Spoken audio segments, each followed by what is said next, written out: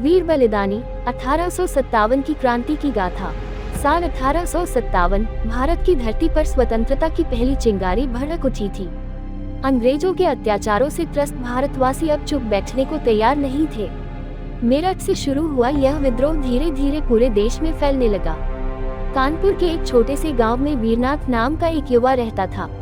वह बचपन से ही अपने दादा से सुना करता था कि किस तरह अंग्रेजों ने भारत के राजाओं को छल कपट से हराया और जनता को गुलाम बना लिया। वीरनाथ को यह अन्याय सहन नहीं हुआ।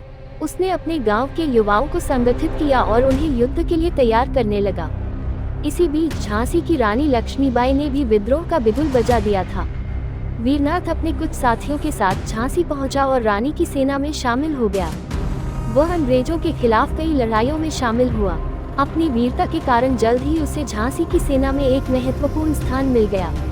1858 में जब अंग्रेजों ने झांसी पर हमला किया तो वीरनाथ ने रानी लक्ष्मीबाई के साथ किले की रक्षा की। लेकिन अंग्रेजों की विशाल सेना और आधुनिक हथियारों के सामने भारतीय सैनिकों की संख्या कम पड़ने लगी। रानी लक्ष्मीबाई ने युद्ध भूमि में वीरगति प्राप्त की, पर वीरनाथ बच निकला और जंगलों में जाकर छिप गया।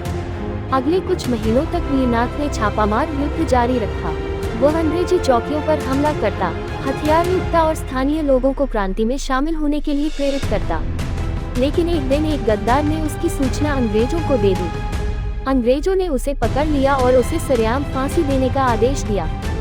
फांसी के दिन वीरनाथ मुस्कुराते हुए फांसी के तख्ते पर चढ़ा और नारा लगाया, भारत माता की जय। उसकी शहादत व्यर्थ नहीं गई। उसकी वीरता से प्रेरित होकर उसके गांव के युवा भी क्रांति में शामिल हो गए। 90 साल बाद 15 अगस्त 1947 को जब भारत स्वतंत्र हुआ तो वीरनाथ जैसे असंख्य बलिदानियों की कुर्बानी रंग लाई।